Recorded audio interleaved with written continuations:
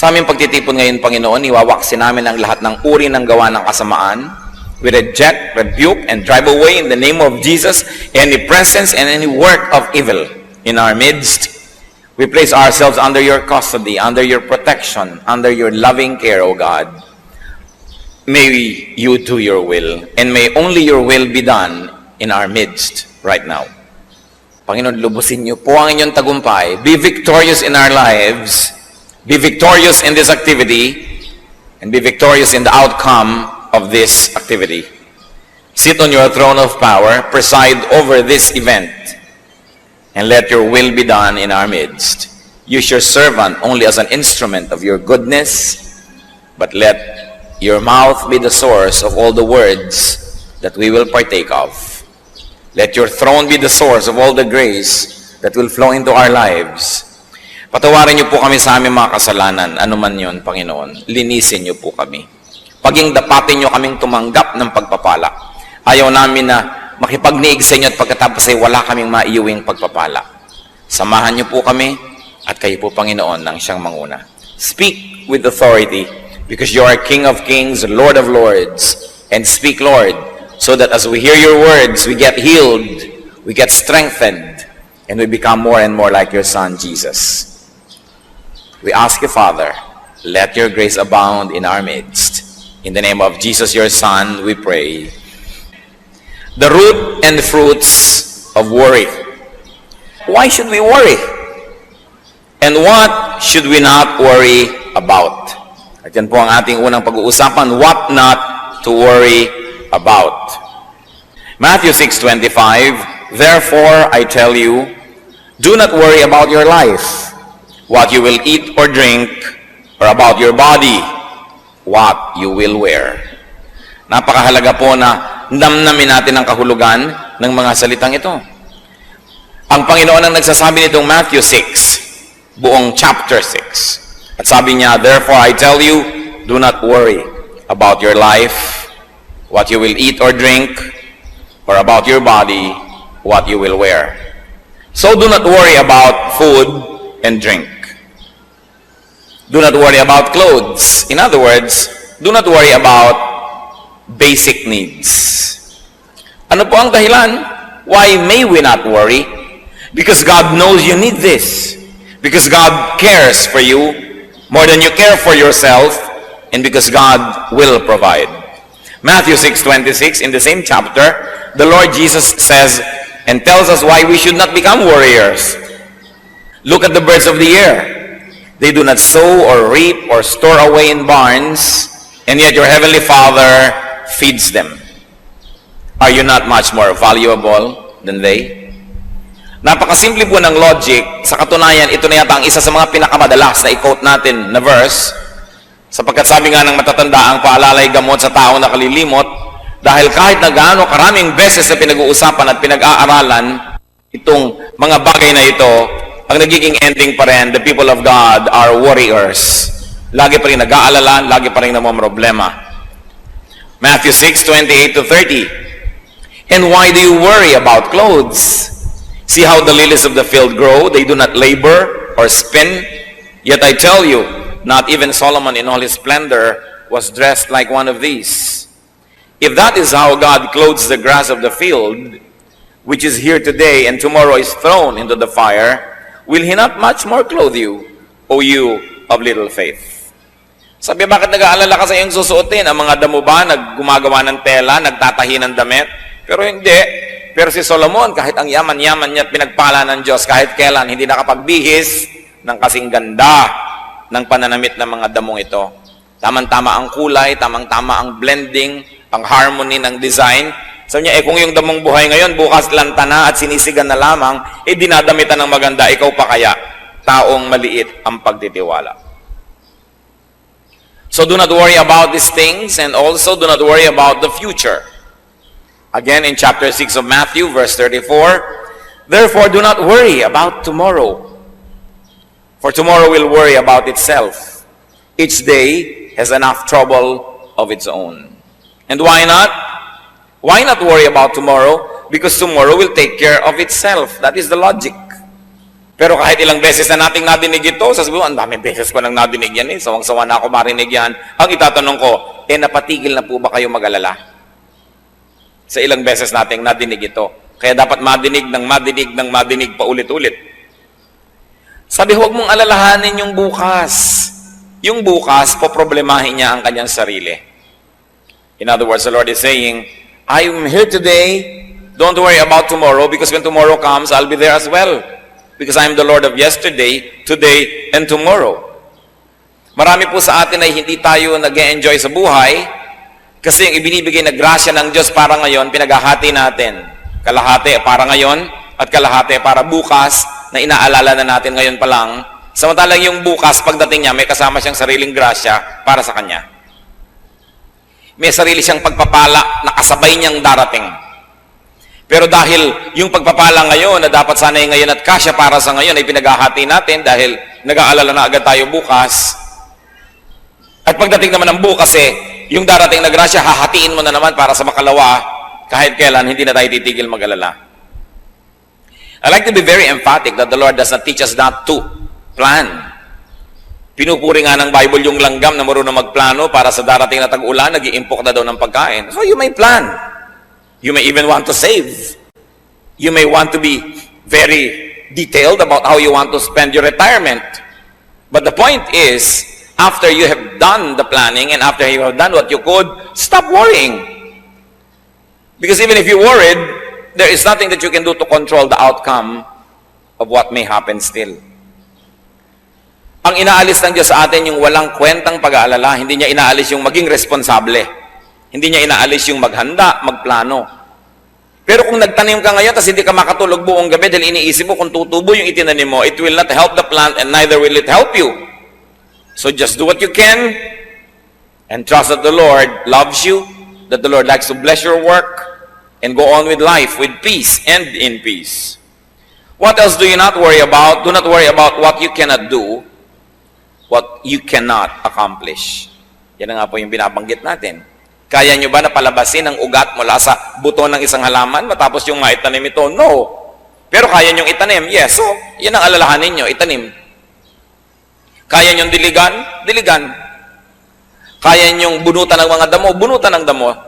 Pero hindi nyo kaya, huwag nyong papelan kasi mahihirapan lang tayo lahat. Kaya nating payuhan ang ating mga anak. Payuhan. Kaya natin silang bigyan ng magandang halimbawa. Bigyan.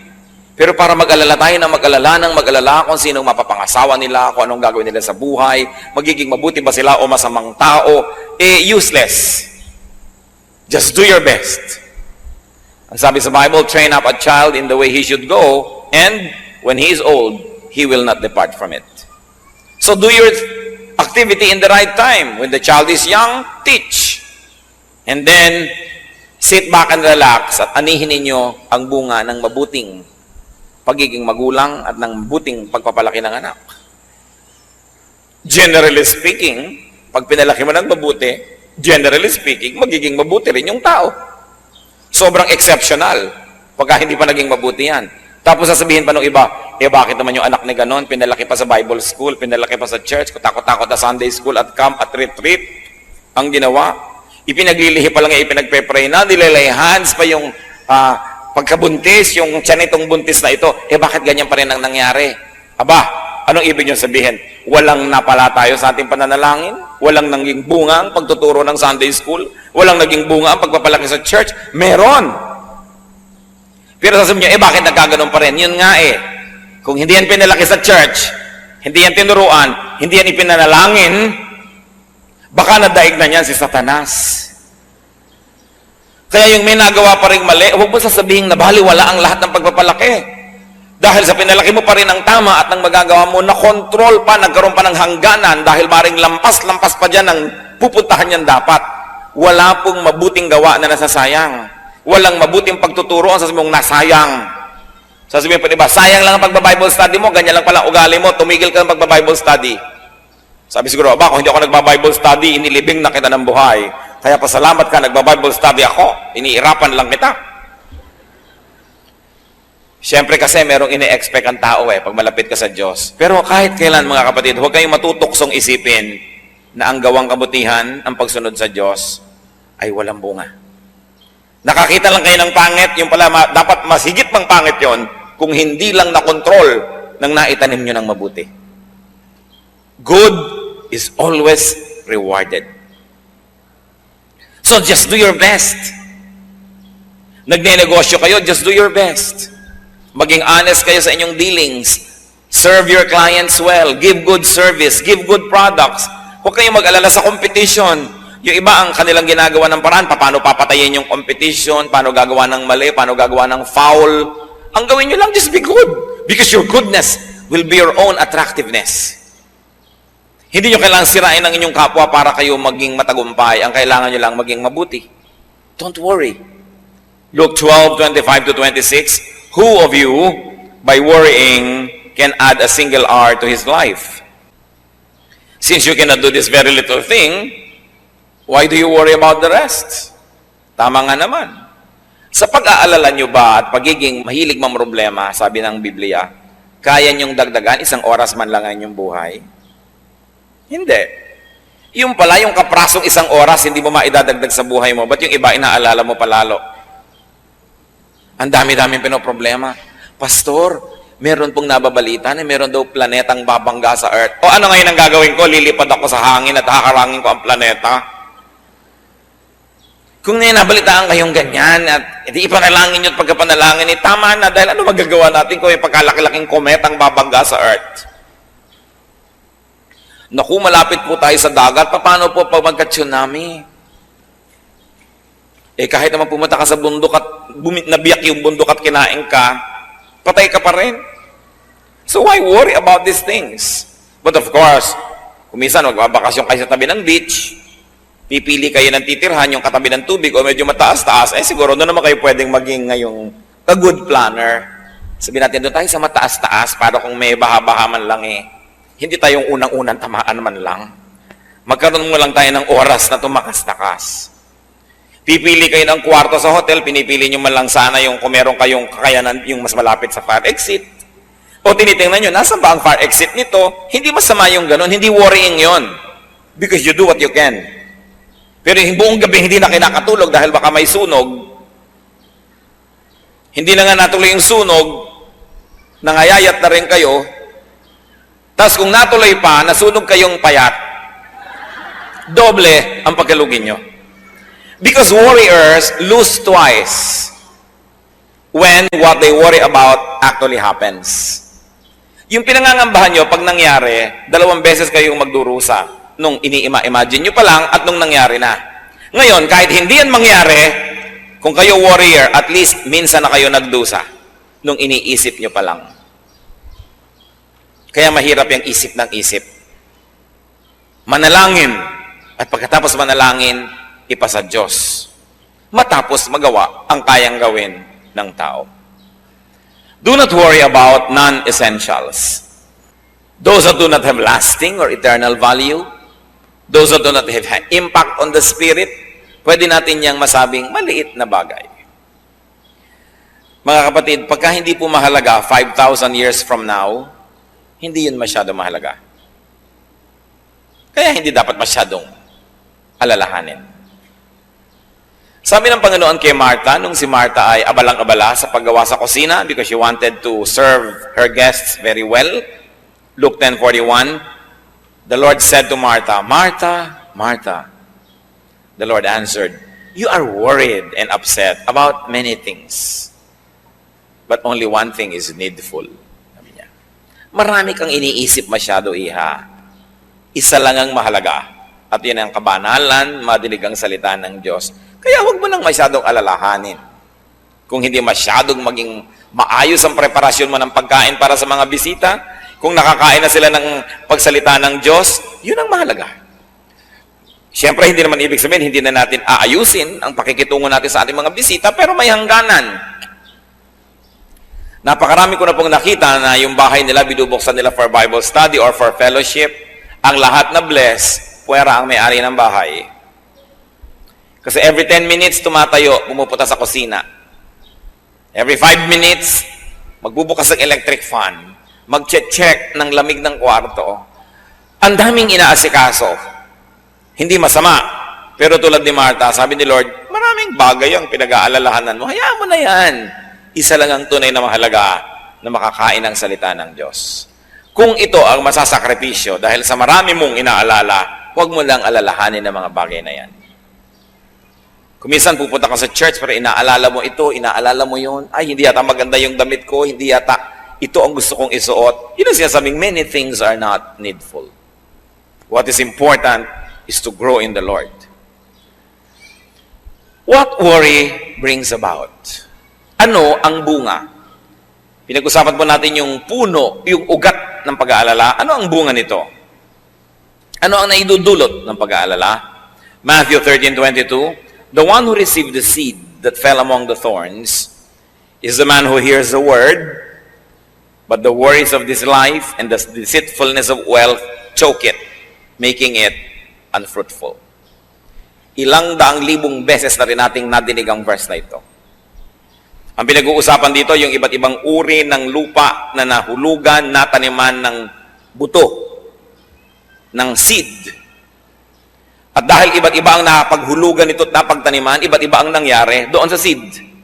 May tumubo, namatay agad, may tumubo ng konti at maya-maya, tsaka pa lang siya namatay. Meron namang tumubo nga, hindi naman makalaki-laki, at meron namang namunga ng maganda. Sabi, depende sa pinagtaniman. At itong pinag-uusapan natin dito na buto, yung salita daw ng Diyos, napatanim sa puso ng isang tao. Maaaring ang pagiging banal, ang pamumuhay ng makadiyos, napatanim sa puso niya at gusto niyang gawin. O ang paglilingkod sa Diyos, ang ministry, napatanim sa puso niya, gusto niyang gawin, ginagawa niya. Pero, nagtubuan yung mga kotakot-takot na mga dawag at mga damo at mga tinik, mga siit. Natalo yung halaman. Buhay nga, pero hindi naman namumunga. So ikaw, nagpasya ka na maging makadiyos, tapos naging maalalahanin ka na naman, teka, kung magiging makadiyos lang ako, hindi ako gagawa ng ibang paraan, paano ako yayaman?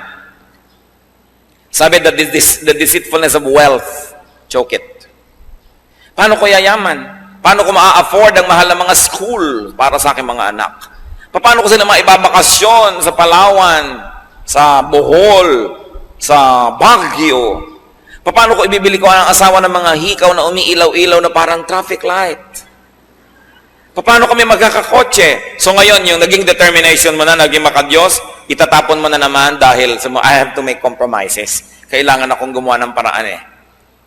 At yun namang mga nagpasya na maglilingkod sa Diyos, biglang nag-isip na naman, kung lagi na lang ako maglilingkod sa Diyos, nababawasan ng oras ko para sa sideline. Nababawasan ng oras ko para sa ibang mga pwede kong magawang ikayayaman ko. So, saka na lang yung paglilingkod, balik na naman ako sa paggawa ng pakayamanan. Itong sinasabi ng Panginoon, the deceitfulness of wealth, choke it, making it unfruitful. And why was wealth able to deceive? Because the person was worrying. The moment you open your window to worry, parang hangin yan, papasok na. Maraming kasama.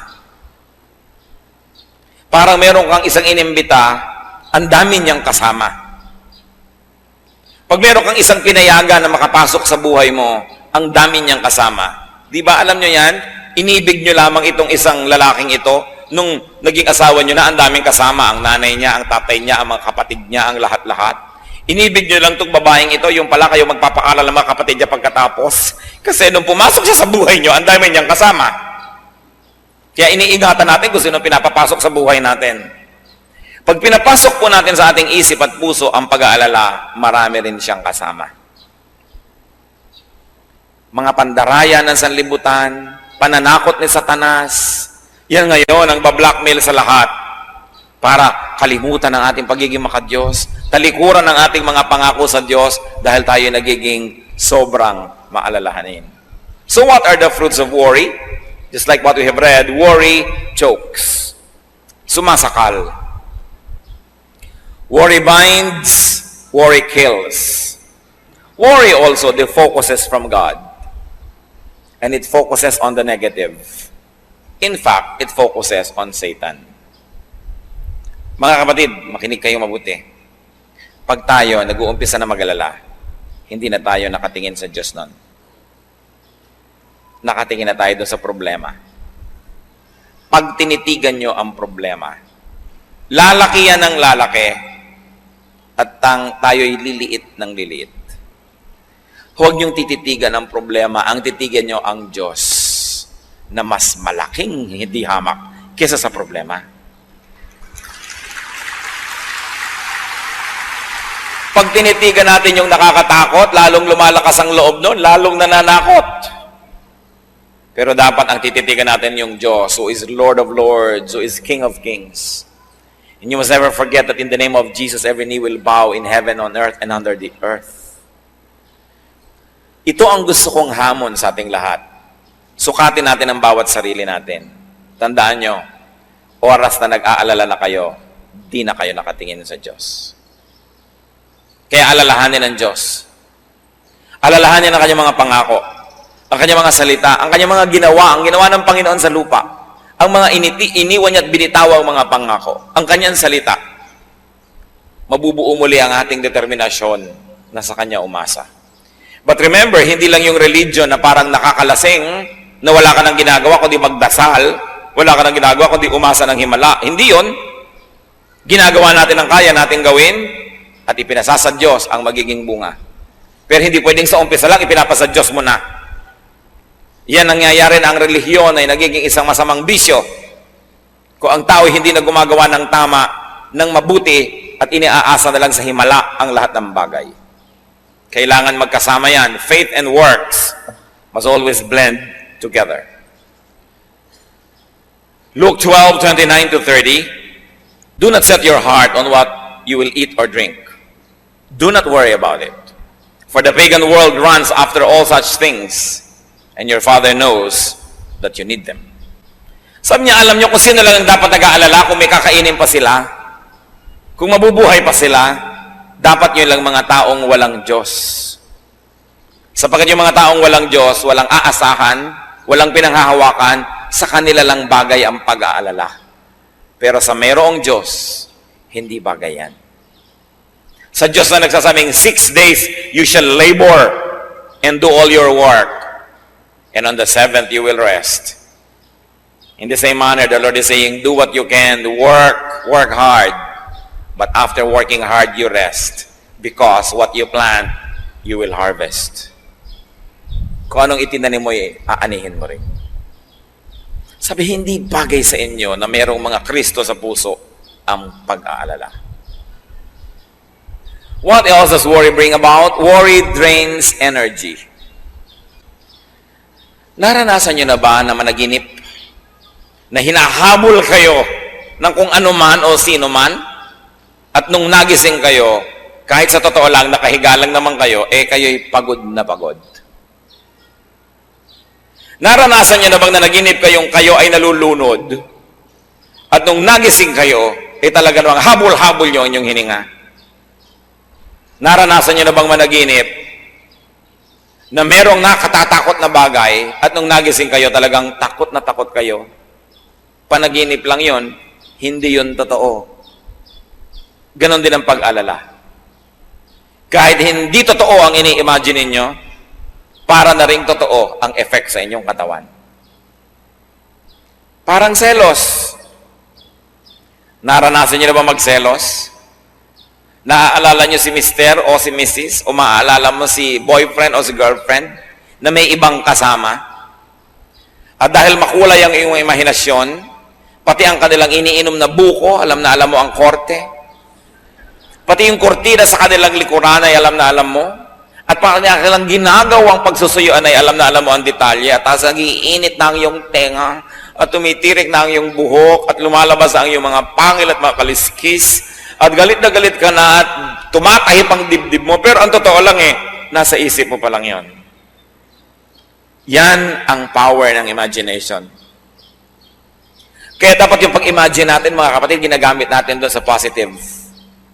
Yung iniisip mo kung paano ka bubuti sa buhay, anong magagawa mong mabuti sa lipunan, yung kabana lang magagawa mo, iniisip mo pa lamang nag-uumpisa na mangyari. Pero yung negative, iniisip mo pa lang, umaani na ang katawan mo ng napakaraming lason. Kaya ang lagi sinasabi ni Lord yung, do not commit the sins of the mind. The sin of imagination. Because even if it doesn't become physically real, the effects will already be toxic to you. Apektado ka na agad niyan. So, it drains energy. Nakakawala ng lakas ang pag-aalala. Proverbs 12:25, an anxious heart weighs a man down. Yang pusong maraming dala, mabigat na mga dalahin, nakikita mo sa muka, nakikita mo sa katawan ng tao. Kasi kahit po hindi totoo yung mangyari, pag sa mind mo nangyari na, nagkakaroon na ng chemical changes in your blood. Nagkakaroon na ng changes sa ating katawan and it becomes difficult for our body to bear it. That's why Satan wants you to worry. Because Satan is a thief. He comes only to steal, kill, destroy. That's why he wants you to worry. He gives you all reasons to worry. And then he sends people to you to whisper things into your ears to make you worry. Nararanasan nyo ba na tahimik ang inyong buhay, ang saya-saya nyo, may darating na tao, ang dadalhin lang niya, nakakapag-alala, pero wala naman siyang dalang solusyon? Avoid such people. Worry destroys faith in God. As we have said, you begin to focus on the problem, not on the solution. You begin to focus on the negative, not on the positive, not on the power of God. So it destroys confidence in God. And without faith, it is impossible to please God. And if God is not pleased, His blessings will be withheld. That's why Satan wants you to worry, because when you worry, you lose faith. When you lose faith, you lose your connection to God. And then He begins to corner you. And He begins to play with your life. That's why Satan wants you to worry. Worry gives the devil space. Kaya sabi sa Ephesians 4:27, do not give the devil a foothold. Huwag mong bibigyan si Satanas ng kahit konting espasyo. Dahil makakagawa siya ng paraan na pag nakapasok na siya sa iyong puso, palakihin ng espasyo na yun. And worry gives the devil a foothold. How not to worry then? Paano? Jeremiah 17:7-8. But blessed is the man who trusts in the Lord, whose confidence is in Him. He will be like a tree planted by the water that sends out its roots by the stream. It does not fear when heat comes. Its leaves are always green. It has no worries in a year of drought and never fails to bear fruit. What is the way to blessedness? Sinasabi dyan, trust in the Lord. Why do we worry? Because we trust in ourselves and we know that we ourselves cannot be that powerful to contain and to solve our problems. Why do we worry? Because we trust in other people. Then, the complicating worry is, what if those people left us? What if they do not come on time? What if they fail us? Then you worry. We worry because we trust in things. We say, I am okay because I have a lot of money. We are okay because we have a good house, because we have this, because we have that. So what is the complicating problem? Hindi ka natitigil magbantay ng kayamanan mo, ng bahay mo, ng bagay mo, kasi doon ka na nakaasa. Nakaasa ang iyong prestige sa magandang kotse, kaya konting gas-gas lang, pinaproblema mo na. Ang layo-layo sa bituka. Kikipag-away ka dahil nagasgasan yung kotse mo. Dahil ano ba yun? Inaasahan mo na yun ang magbibigay ng ningning sa iyong pangalan? Kasi kung sinasabi mo lang, ito ang magbibigay sa akin ng transportasyon so that I could travel from point A to point B, ano ba naman konting bangas dyan, konting ukad dyan, basta't umaandar ka at safe ka. Pero dahil siguro marami kang ibang inaasahan na ibibigay sa iyo ng ganda nun, kaya ka ngayon na problema. May dumaan lang na konting tricycle, nakatingin ka, baka magasgas ang kotse mo. Kaya nakikita mo, mga taong barong Tagalog pa daw, naka-Amerikana, halos magbakbakan doon sa sulo, sa isang kanto, at yung nakahambalang ang sasakyan nila, inabala nila ang buong syudad dahil nagkagalusan ng konti. Hindi pa tinamaan ang katawan nun, kotse pa lang, nagpapataya na. Ano pa kung yung kamay niya ay nadurog? Marami kasi tayong ginagawang at minamanufacture na problema. Kanino po ba tayo nagtitiwala? Pag ipinagtiwala nyo na ang ligaya nyo sa buhay sa isang tao, kahit pa asawa nyo yon, anak nyo yon, magulang nyo yon, at siya na ang pinagtitiwalaan nyo, magbibigay sa inyo ng mga kailangan nyo at kaligayahan at lahat-lahat, ano nangyayari? You become possessive. Kaya yung taong walang iniibig, pa ang buhay. Subukan yung mainlove at napakarami kayong magiging worry, nag-aalala kayo, nagseselos kayo. Mapatingin lang sa iba, nag-aalala na kayo. Kung ano-ano na, kaya kung ano-anong operasyon na ang ginagawa sa mukha dahil tingin ng asawa sa iba. Isa mo, di tumingin ka nga, bahala ka, basta nagagandahan sa akin ng Diyos, ginagawa ko ang best. At ang kaligayahan ko sa Diyos ko, iaasa ko. Nandiyan ka, salamat sa Diyos, at kung wala ka, may Diyos pa ako. Pero oras na iniasa mo lahat sa tao, ano mangyayari? You will possess that person, and you will guard that person, and you will never be able to sleep. Meron pa po ng mga ginang na naglalagay ng mga panghuli ng daga nakapaligid sa kama nila. Dahil baka daw ang mga katulong nilang babae puntahan ang kanyang asawa sa gabi. Aba, hindi ako nagbibiro. Kung siya ngayon ang maihi sa gabi, at nalimutan niyang marami siyang inilagay doon, isipin yung pag-aalala, bakit sobra ko naman itong babantayan? Aba, kung ayaw nga ba niya sa akin? Di we both lose?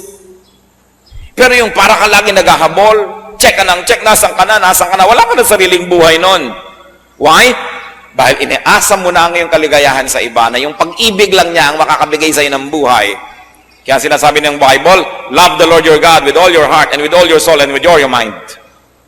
Because when you love God and you make Him number one, you are sure that your number one will never leave you. So kung may asawa ka, dapat number 2 lang yan. May anak ka, number 3. Kasi dumating mat umalis yan, nalulungkot ka, iniinda mo, pero buhay ka pa. Kasi may Diyos ka eh. Pero pag tao na ang ginawa mong Diyos, wala ka nang gagawin sa buhay kundi mag-alala. So hindi, talagang napaka-faithful ng mister ko, talagang mahal na mahal ako niyan. Okay. Tuwing sasakay naman niya ng aeroplano, nervyos na nervyos ka. Tuwing magbibiyahe, wala ka nang ginawa kundi mag-alala. Kasi anino ka na lang niya, hindi ka na tao eh. So mahal kita, nag-aalala ko para sa iyo, ipananalangin kita. Ayoko pa sanang kunin ka ng Panginoon. Sana kunin tayo sabay, magka-holding hands. Pero kung kinuha ka na, malulungkot ako siyempre, pero ipagtitiwala kita sa Diyos at ipagtitiwala ko pa rin ang sarili ko sa Diyos. Yan ang pinagkaiba ng may Diyos. Kaya sabi ni Lord, bakit kayo nag-aalala na parang wala kayong Diyos? These things belong to pagans. But for people who have God in their hearts, you are stable. Nauuga ka lang ng konti. Nawalan ka ng kayamanan, nauuga ka ng konti. Nawala ang mahal natin sa buhay, nauuga ka ng konti. Kasi ang tibay-tibay ng Diyos na nasa kalooban mo. Kaya ang gusto ng Diyos, number 1 siya eh. Hindi para dahil lagi na lang siya gusto niyang sikat siya. Kasi alam niya, kawawa tayo pag ginawa natin na tao lang o bagay lang ang number 1 ng buhay natin. Dahil yun talaga mapanganib ang iyong kalagayan. Kasi ang number 1 mo ay maaari kang iwan at di ka man iwan, maaari siyang mawala. Gusto man niya o hindi. Kawawa ka. Fall in love with Jesus.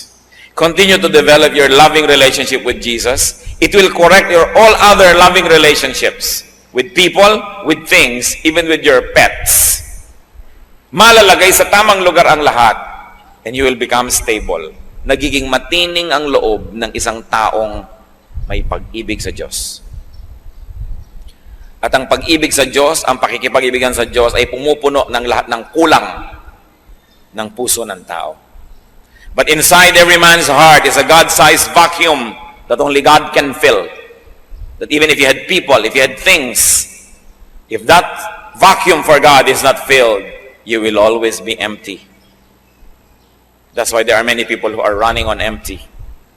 Nagtataka sila, meron naman akong bahay na maganda, meron naman akong pamilya, meron naman ako nito, bakit kaya kulang ang buhay ko? Hindi nila natatanto na maaaring ang Diyos ang kulang sa kanilang buhay. Pero pag yung lugar ng Diyos puno na ng presensya niya, kahit kulang-kulang yung iba, hindi mo yun gaanong iniinda. Although God wants you to have all of these chambers of your heart filled, dahil hindi naman siya maramot. Pag po tayo mapag-alala, Isa ang bagay ang tiyak, hindi ganon katibay ang relasyon natin sa Diyos. Kaya patibayin, i-develop yan. How else are we not to worry? Do your best. Leave the rest to God. Proverbs 16:9, in his heart, a man plans his course, but the Lord determines his steps. Man plans, but God has the final say. And in the end, God will prevail. Kaya kailangan, ginagawa natin ang magagawa, pero ipinapasa Diyos. At mga kapatid, listen to this. Tinatanggap ang kalooban ng Diyos. Kahit hindi yon ang kalooban natin. Nagtitiwala na lagi siyang tama. That when you do not agree with God, doubt your scholarship. But do not doubt God. Because God cannot be wrong. Proverbs 19:21, many are the plans in a man's heart, but it is the Lord's purpose that prevails. So who is going to be a happy man or woman? That person whose plan is to obey God. That person who opens his heart to the plans of God so that God's plan will happen. Because even if you plan against God's plan, it is God's plan that will prevail. At kung makikipag-contest ka sa Diyos, paano ka mananalo? Masaya ang taong sa umpisa pa lang, hinahanap na niya agad. Ano po bang kalooban niyo, Lord? Yun na lang ang gawin natin. Kasi yung kalooban niya naman ang laging matutupad. Bakit ko sasayangin ang oras kung makipaglaban sa inyo? And what is the meaning? One meaning of being godly is when your will becomes patterned after the will of God. Kung yung gusto na natin mangyari sa buhay natin, ay yun naman talaga ang gusto mangyari ng Diyos, isa yun sa ibig sabihin na maka-Diyos tayo. Hindi sabihin maka-Diyos ako, pero lagi ka nakikipagtunggalin sa Diyos dahil iba ang gusto mo at iba ang gusto ng Diyos. E di all the time, para na lang laging contest yan. Sino ang magkakaroon ng payapang buhay? Yung ang gusto ng Diyos at gusto niya ay iisa na. Pareho na. Then mapayapa ang ating buhay. Kaya gusto natin ay lagi nating malaman ang salita niya, makilala siya, para maiayon natin ang ating pag-iisip, ang ating buhay sa Kanya. Be sensitive to God's will and to God's purpose. So in life, you define what is doable and you define what is not doable. Do not worry about the undoable. Just do your best. Leave the rest to God. How else are we not to worry? Plant good seeds. Do not plant bad seeds. Proverbs 11:18, he who sows righteousness reaps a sure reward. And Proverbs 22:8, he who sows wickedness reaps trouble. Gusto ninyo na mabawasan ng mga alalahanin sa darating na bukas? Gumawa lamang ng mabuti ngayon. Sapagkat bawat na ginagawang mabuti, makakaasa kang may aanihin ka bukas na mabuti. At bawat ginagawang masama, makakaasa ka rin na may aanihin kang di maganda. So huwag tayong mag-alala ng mga pangit na aanihin kung alam naman nating nagtanim tayo ng nagtanim ng mabuti. This is Agriculture 101. Pag nagtanim ka, may aanihin ka. At kaya po yung iba sigurista, maraming itinatanim eh. Gusto mo magkaroon ka ng 4 na puno ng lansones sa iyong bakuran, magtanim ka ng 7. Sakali man na yung 3 hindi tumubo, may 4 pa talagang tutubo. Kaya hindi masamang magtanim ng maraming magandang bagay. Meron kang kayang tulungan na tao, damihan mo. Hindi naman lahat ng taong tinulungan mo magiging grateful eh. Pero kung marami kang tinulungan, may chances ka na mas marami naman dyan ang tatanawan lang. Marami kang ginawang mabuti. Pero tandaan ninyo, ang ginagawa ng masama, lahat yan gaganti. Liban na lang na born again. Kaya ipanalangin nyo ma-born again lahat ang ginawa nyo na masama. Dahil kung hindi, walang inaantayan kundi pagkakataon na gantihan ka. Mga bata, mang inapi mo nung maliliit, hindi lang yung kumikibo dahil maliit pa. Pero tatandaan nyo mga kapatid, sa bawat tik-tak ng orasan, sa bawat pagsikat at paglubog ng araw, kayo'y papahina at sila'y papalakas. At sabi nila, balang araw, babangon ako at tuturugin kita. Kaya gumagawa ka ng masama sa bata, actually, it's very wicked because you do something bad to a helpless person. And two, it is very unwise because you are planting negative things that you will harvest. Pero yung gagawa ka ng mabuti sa isang bata, hindi niya nalilimutan yun. At darating ang panahon, hahanapin kanya mula sa apat na sulok ng daigdig para dalang kanya ng isang guhit na kastanyas. Blessing. Ang Bible lang may sabi, ang mabuting ginagawa, aani. Be good. Be good. Proverbs 28 verse 1, the wicked man flees, though no one pursues. Ang isang taong masama, tumatakbo kahit walang humahabol. Evil men run, though no one chases them. Kaya yung mga marurumi ang isip, ganun yun. Maraming karumihan ang isip nila. Kaya hindi sila payapa. At pagkatapos ina-assign nila sa iba yung iniisip nila. So what do we do? How not to worry, brothers and sisters? Avoid warriors. Huwag kayong sasali sa Warriors Club. Tapos founding chairman pa kayo. Don't join warriors. Avoid negative people. Avoid complainers. Deal with them only to minister to them, but do not be friendly with them. Huwag kayong mga kapalagayang loob nyo, yung mga lagi na lang natatakot at nag-aalala, kasi nakakahawa yan. Go to them to minister to them. Go to them to bring them the light of the gospel, but do not fellowship with them. Hihilahin nila kayo pababa. Proverbs 13:20, he who walks with the wise grows wise, but a companion of fools suffer harm. And worrying is foolishness. Fools worry a lot. Wise people do what they can and then trust God. So sabi niya ganon, huwag kang magkawarkada sa mga ganyan. Remember God's goodness. Remember to be thankful to God. Remember God's track record and you will have nothing to worry about. Alam natin yung nasukol ang mga Israelites na mga Egyptians sa tabi ng pampang ng dagat. Sasalakayin na sila. Nag-worry sila. Pero ito yung binabasa natin yun, hindi tayo nag-worry kasi alam natin yung ending nahati yung dagat, nakatawid sila. Ang nag-worry lang yung nabuhay ng panahon na yon na hindi pa nila alam na hahatiin. Pero tayo alam na natin hinati ang dagat. Alam na natin na marami nang nilutas na problema ang Diyos para sa mga tao. Alam na natin na inilubog man niya ang buong daigdig, pinalutang naman niya yung sasakyan ni Noah at ang pamilya ni Noah ay nakaligtas sapagkat nalulugod siya sa pamilya na yon. Alam na natin na nagdiliman sa Ehipto, yung lugar ng Goshen na tirahan ng mga Israelites ay maliwanag.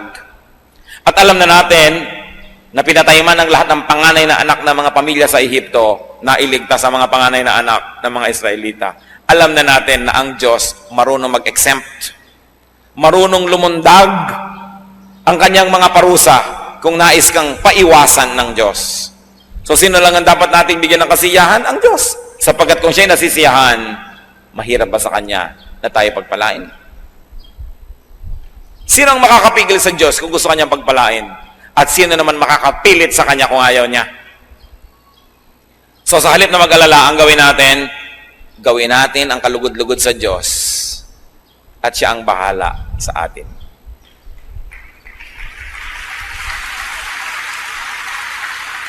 Napakaganda ng word na bahala, inaakala at iniisip ng marami na ito'y nagmumula sa salitang bathala. Kaya hindi ito yung sinasabi ng mga tao na bad traits of the Filipino, bahala na habit, as if it's kesera-sera. What will be, will be. Kesera-sera ba yung bahala? Pag sinabi ng kuya mo, namatay ang mga magulang mo, sabi ng kuya mo sa'yo, akong bahala sa'yo, ibig sabihin ba, no? Kesera-sera? So I'll be responsible for you. Pag sinabi mo sa tiyo mo, tiyo, kayo na pong bahala sa amin. Ang ibig mo ba sabihin nung, kesara-sira, kahit anong what will be. Sabi mo, kayo na pong mag-alaga sa amin. Pag sinasabi mo sa katulong niyo sa bahay, Bining, aalis ako, pagka may sunog, bahala ka. Ang ibig sabihin mo nun, tatakbo na lang siya. Hindi, inaasahan niyo, dala niya ang aparador. Inaasahan niyo, pag bumaha, lulutasin niya yung problema. Pag sinabi mong bahala ka, ibig sabihin, I'm giving you responsibility. I'm giving you supreme commandership and leadership. Yun ang kagandahan nun. Kaya, kung bahala ang Diyos sa atin, siya ang bathala, maibigin, matulungin, mapagmahal. So, anong dapat natin gawin sa buhay? Bigyan natin ng kasiyahan ng Diyos. At pag nasisiyahan ng Diyos, siya talaga ang bahala. Pero kahit anong pagpupunyagi ang gawin natin at pagsisikap, kung iniinis naman natin ng Diyos, ino-offend natin siya, masasayang lahat ang ating pagsisikap. Huwag tayong malilibang kahit kailan. Pleasing God is the primary duty of our life. Not to please yourself at the expense of your relationship with God, because that will work on the reverse. Psalm 31:19. How great is your goodness, which you have stored up for those who fear you, which you bestow in the sight of men on those who take refuge in you. Worry is like a tree. It has roots. Uproot it and it will wither. Uproot the tree and you will not have to harvest and to eat poisonous fruits. Sino po sa atin ang mahilig mag-alala? Yumuko tayo sa Panginoon at makipagtuos. We have to be set free from the deceptions of darkness. Mga pag-alala lang, wala namang nangyayari, wala namang magandang bunga. Pinapalungkot lang tayo, lalo ginugulo tayo. Unang-una, ipatawad mo, Panginoon, sa amin ang pagiging mapag-alala. Nangangahulugan itong kami tumitig sa iba't hindi sa inyo. Patawarin niyo po. Ang bawat isang ngayon ay kumikilala nito, tumihingi ng tawad. Kahabagan mo po.